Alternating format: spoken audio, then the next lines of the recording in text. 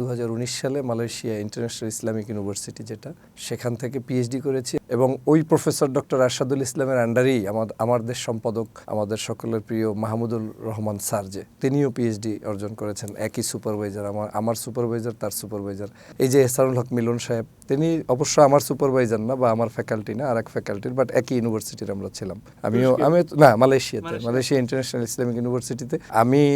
এহসানুল হক মিলন মনে হয় 2018 সালে পিএইচডি ডিগ্রি অর্জন করেছেন আমি 19 সালে আমি মালয়েশিয়া থেকে 2019 সালে ইউনিটি ইন ডাইভার্সিটি কনসেপ্টের উপরে যেটা আমার নানা কায়েদ সাহেব হুজুর আপনি নাম শুনেছেন আজিজুর রহমান নেসরাবাদী উনি একজন বিখ্যাত ইসলামিক স্কলার ওনার একটা কনসেপ্ট ছিল যে আপনি মানে পৃথিবীর মানুষদেরকে ইউনাইটেড করা যায় কিভাবে যেমন মুসলমানদেরকে মুসলিম কনসেপ্টে হিন্দু মুসলমান খ্রিস্টান তাদেরকে আবার ন্যাশনাল কনসেপ্টে জাতীয় কনসেপ্টে আবার রাজনীতিবিদদেরকে দেশীয় রাজনৈতিক কনসেপ্টে ইউনাইটেড করা যায় কিনা সেই যে একটা দর্শন সেটা ছিল আরবিতে বলে আল ইত্তেহাদ মাল ইখতিলাফ ইংলিশে বলে ইউনিটি ইন ডাইভার্সিটি বাংলায় বলে মতানৈক্য সহ ঐক্য এই কনসেপ্টের উপরে 2019 সালে মালয়েশিয়া ইন্টারন্যাশনাল ইসলামিক ইউনিভার্সিটি যেটা সেখান থেকে পিএইচডি করেছি আমার প্রফেসর ডক্টর আরশাদুল ইসলাম তিনি ছিলেন সুপারভাইজার উনি অনেক বয়স্ক সিনিয়র মানুষ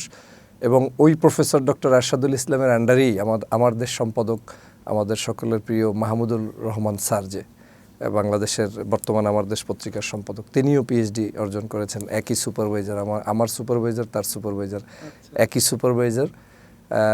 সম্ভবত মাহমুদুর রহমান স্যার আমার 1 বছর পরে মানে সে তো সিনিয়র মানুষ শেষ সময় গিয়েছে বা আমরা মনে হয় খুব কাছাকাছি সময় আমি জানি না এক্স্যাক্টলি কোন সালে তার পিএইচডির অ্যাচিভমেন্টটা হয়েছে এই যে এহসানুল হক মিলন সাহেব তিনি অবশ্য আমার সুপারভাইজার না বা আমার ফ্যাকাল্টি না আর এক ফ্যাকাল্টির বাট একই ইউনিভার্সিটির আমরা ছিলাম মালয়েশিয়া ইন্টারন্যাশনাল ইসলামিক ইউনিভার্সিটিতে আমি এহসানুল হক মিলন মনে হয় 2018 সালে পিএইচডি ডিগ্রি অর্জন করেছেন আমি 19 সালে অর্জন করেছি আর মাহমুদুর রহমান স্যার সম্ভবত 20 এরকম হতে পারে 20-21 এই টাইপেরই হবে আমার এখন মনে পড়ছে আর এই মানুষগুলোকে আপনি চেনেন তো এটা হচ্ছে এবং আমি ওখান থেকেই ওই একই সাবজেক্টের উপরে পোস্ট ডক্টরাল ফেলোশিপ যেটা আপনার পরবর্তীতে এটা আরও রিসার্চ বেস কিছু কাজ করতে হয় মালয়েশিয়া ইসলামিক ইউনিভার্সিটি থেকে করেছি এবং আমি 2013-তে বেসিক্যালি আমার এই পিএইচডি ডিগ্রির কাজ শুরু করি এবং 19-এ শেষ করি এবং আমার ওয়াইফও পিএইচডি ডিগ্রি শেষ করেছে মালয়েশিয়া থেকে এই সেম ইউনিভার্সিটি থেকে এটা আর একটা ইন্সপিরেশন যে আমার একটা কনসেপ্ট ছিল যে আমার সন্তানরা যাতে বাবা মা দুজন ডক্টর এই পরিচয় দিতে পারে যে না আমার মাও সে গৃহিণী হতে পারে সে কাজ বাসায় হাজব্যান্ডের পাশে থাকতে পারে বা পরিবারকে নিয়ে ব্যস্ত থাকতে পারে বাচ্চাদের লালন পালন করতে পারে কিন্তু এডুকেশন থাকা তো অপরাধ না তো সেই সেন্স থেকে আমার ওয়াইফকেও ওখানে আমি যখন 13 সালে যাই সম্ভবত তিনি 14-তে পিএইচডির কাজ শুরু করেন এবং সর্বশেষ 2022-এ গিয়ে ওনার পিএইচডি শেষ হয় এবং উনি স্টিল পোস্ট ডক্টরাল ফেলোশিপে রিসার্চ করছেন গবেষণা করছেন এমনিতে ভাই এটা প্রশ্নটা জানি না কেউ করে কিনা যে পিএইচডি যারা ডক্টরেট মানে তারা কি কোনো বিশেষ সুবিধা পায় দেশে বা দেশের বাইরে মানে এটা জানার কিউরিওসিটি থাকতে পারে না এটা সুবিধা বলতে এটা শিক্ষার তো আসলে কোনো বয়স নেই হ্যাঁ শিক্ষার যেমন ডক্টর মোহাম্মদ শহীদুল্লাহ তিনি ডক্টর শহীদুল্লাহ তার নামটাই মনে হয় ডক্টর মোহাম্মদ শহীদুল্লাহ শুধু শহীদুল্লাহ বললে তো আর কেউ চিনবে না তো এটা তার একটা সম্মানে রূপান্তরিত হয়েছে এখন সব তো আর একই জ্ঞানের মাপেন না যেমন আমার সার্টিফিকেট থাকতে পারে আপনার থাকতে পারে কিন্তু জ্ঞানই ভিন্ন জিনিস জ্ঞান অনেকের বিনা সার্টিফিকেটও থাকতে পারে যেমন কাজী নজরুল ইসলাম কবি কাজী নজরুল ইসলাম ঠিক আছে না তো তিনি তো বাই বর্ন জাত মানে তার জ্ঞানের সামনে তো আমার আপনার বাংলাদেশের বহু মানুষের জ্ঞানের কোনো আপনি তুলনা করতে পারবেন না তো সেই জায়গা থেকে তো শিক্ষাটা হচ্ছে শুধু যে একাডেমিক্যালি সার্টিফিকেটের শিক্ষাটাই যে শিক্ষা সেটা না তবে পিএইচডি ডিগ্রিটাই সম্মান হচ্ছে যে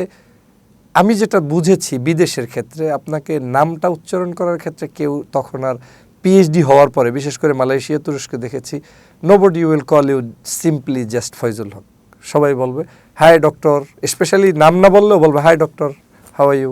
কেমন আছো তুমি কী অবস্থা এটা একটা আলাদা ফিলিংস দেয় ডক্টর ফয়জুল ছাড়া বলবে না। মানে আমি যতটুকু জানি এটা একটা অনার, যে অন কাইন্ড অফ, যে একজন পিএইচডি হোল্ডারকে বাই নেম শুধুমাত্র কল করা, এটা আমরা হয়তো আমাদের দেশীয় কালচারে এখনও এস্টাবলিশড হয়েছে কিনা আমি জানি না, বাট বিদেশে এটা কিন্তু খুবই স্ট্রংলি তারা হ্যান্ডেল করে, ডক্টর হলে ডক্টর। হ্যাঁ, তো সেই সম্মানটা এখানে আছে। এবং এখান থেকে আলাদা অনার বলতে